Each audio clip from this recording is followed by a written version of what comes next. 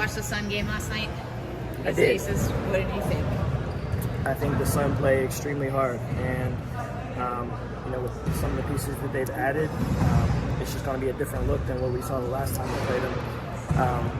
But yeah, they're not indicative of what their record is, and so that was the messaging from today. For us as well, we can't be indicative of what our record is, so we got to come out and play, not just match, but exceed the energy that they're going to give us, and we got to be disciplined and we got to be tough. It was a very spirited practice from what we observed.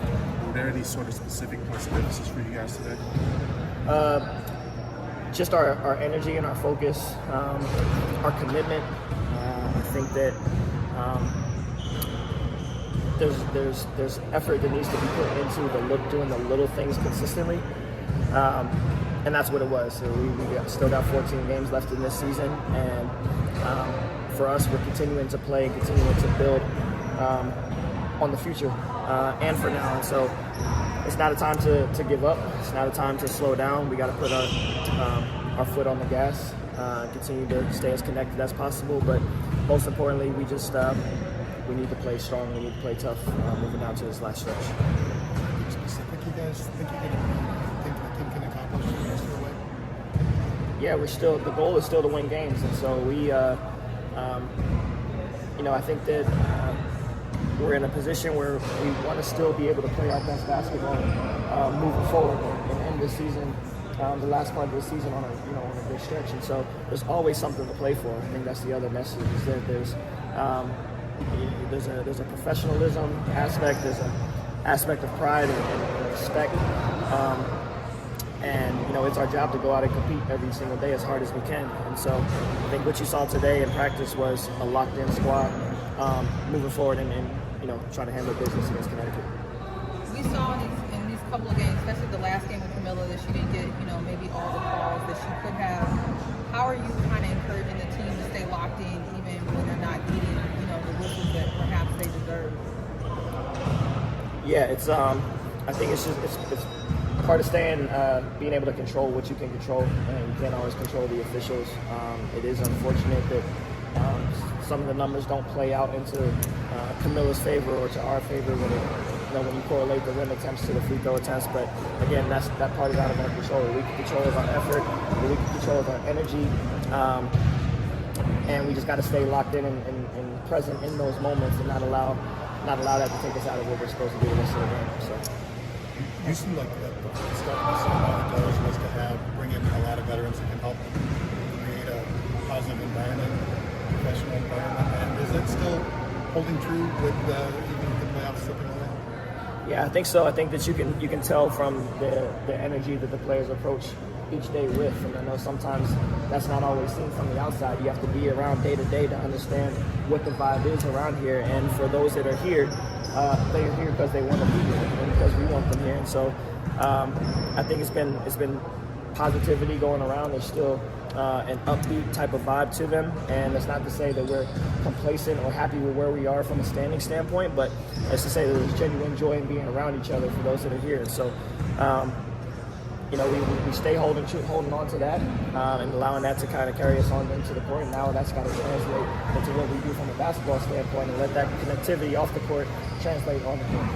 You spoke about Connecticut. They played a very physical style of play against Vegas, and also coming off the Indiana game, Indiana was very physical with you guys. What are some things you're improving with the team to match the physicality that you guys have been facing?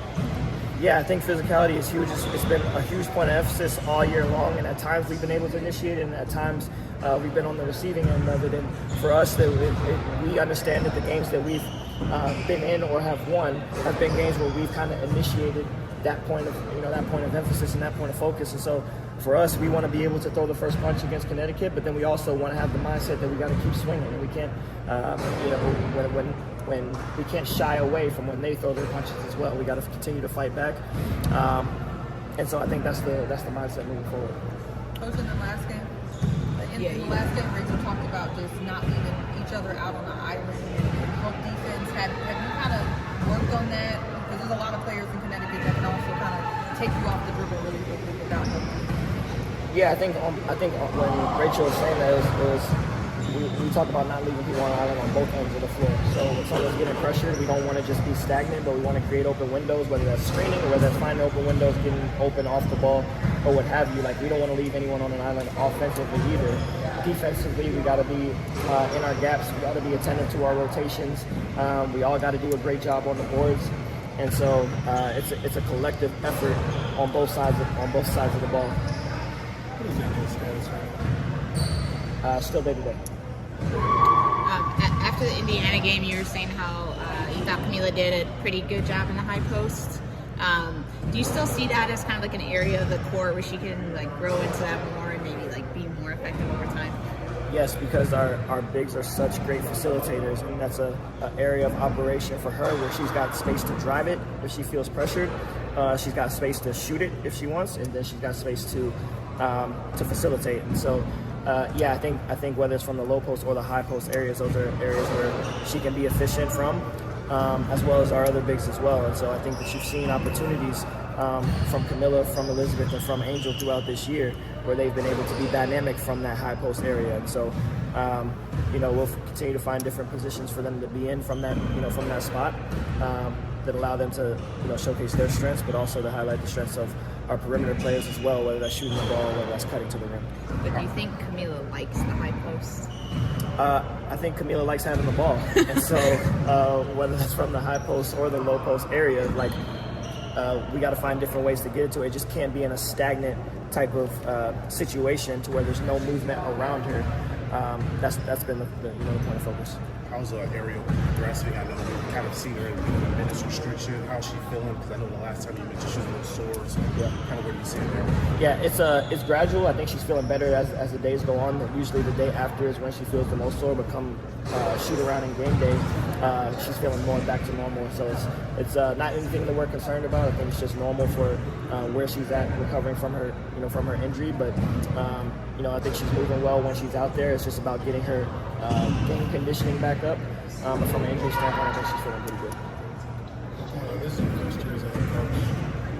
And I feel like, I don't care if you're coaching the kids' little league team, when things don't go as well as you thought they would, it's hard not to take that personally. How are you getting through that? Are you able to try to keep yourself positive and everything?